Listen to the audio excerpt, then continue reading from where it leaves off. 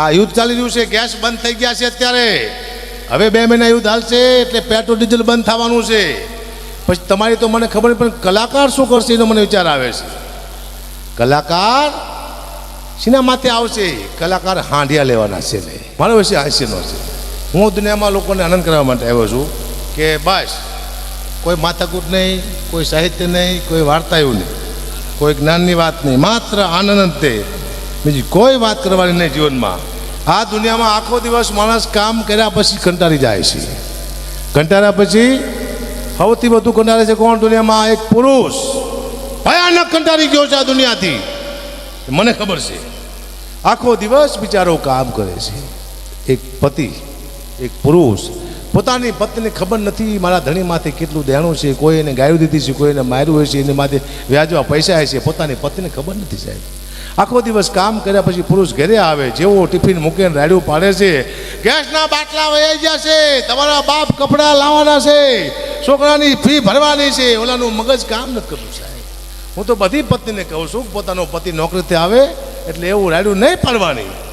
આવે એટલે શું કહેવાનું કે પધારો, બેસો, પાણી આપવાનું, પછી પૂછવાનું તમને કોઈએ માર્યા જ નથી ને? કે ના, તો ખાંડ લાવવાની છે મારા કલેજા. ખુશ થઈ જાય છે પતિ, આટલું જ તે.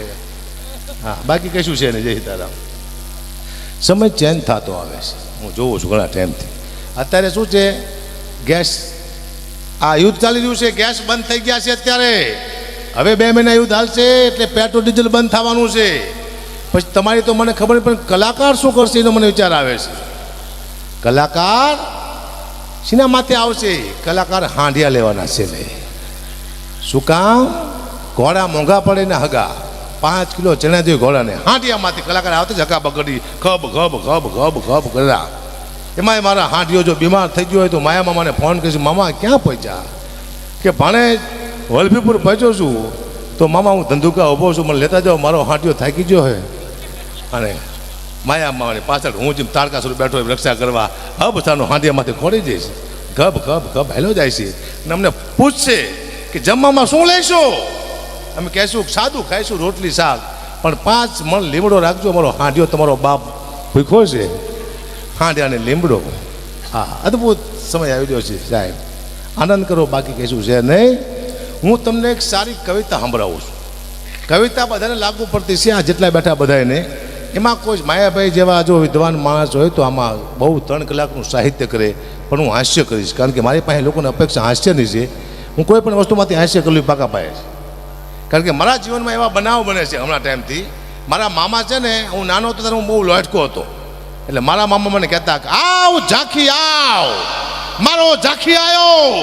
એટલે હું રાજી થતો કે મામા મને કોઈ બોડીગાર્ડ કહે છે.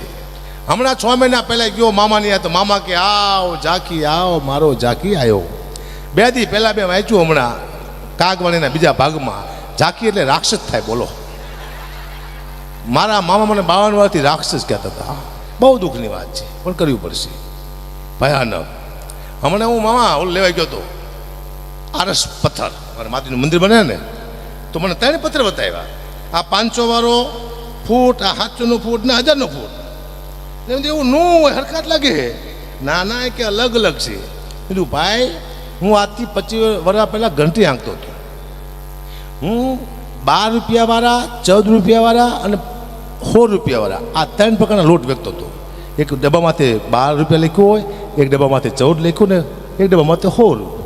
આવા લોટ વેચતો હતો, પણ ભાવ અલગ હતા, લોટ એક જ હતો અંદર, મને ખબર છે. એક જ લોટ. લોકોને લાગે કયો આપું, 16 વાળો તો એ જ આપવાનો, 10 વાળો.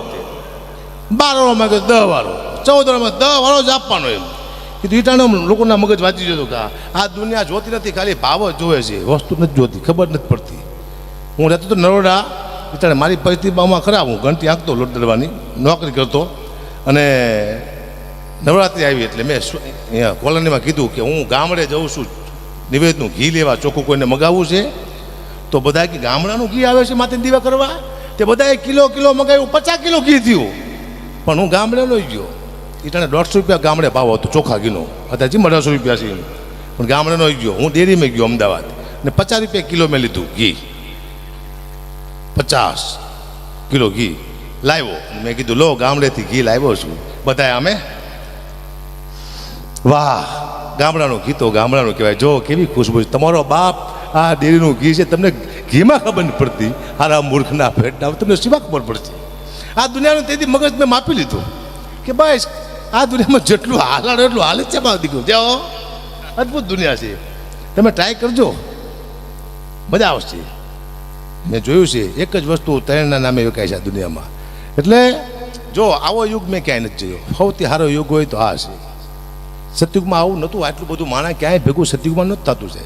આવા સાધુ સંતોને આવી લાઇટો ને આવું સ્ટેજ ને આવી ગાડીઓ ને આવા મોબાઈલ ને આવી શોખ સાહેબી, જેના કોઈ એવો બાઇક નહીં જેના ઘરે ગાડીઓ ન હોય, મોજ મસ્તી બધા કરે છે. આવું સતયુગમાં નહોતું, ત્રેતા યુગમાં નહોતું, દ્વાપર યુગમાં નહોતું, માત્ર કળિયુગમાં જ છે. આ સતયુગમાં કોઈ દુબઈ નહોતું ગયું.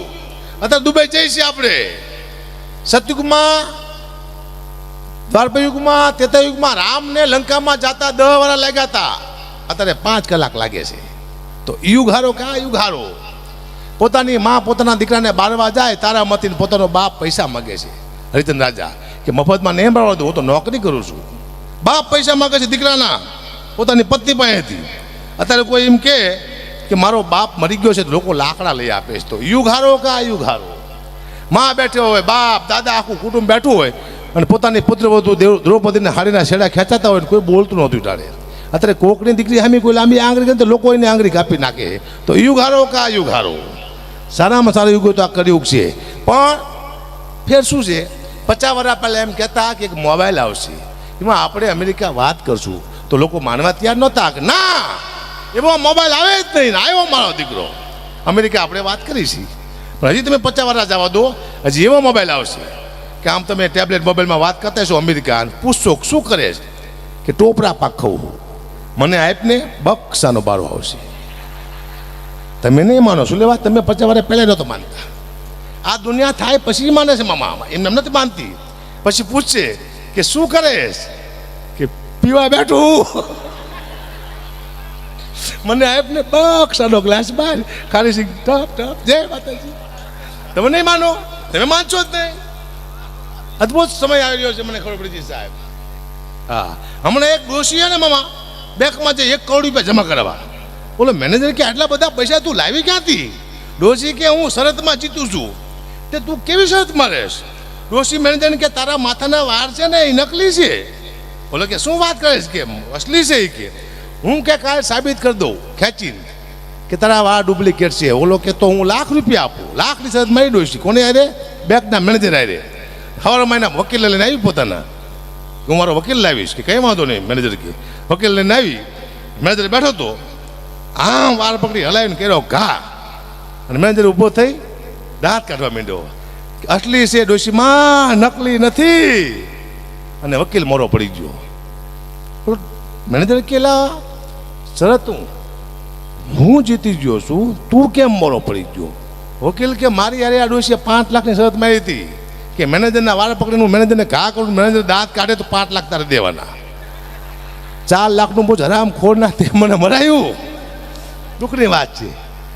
આવી ડોશીઓ દુનિયામાં છે, તમે જોઈ છે? આવજો બતાવીશ. આપણા બૂચ મારી દે સાહેબ.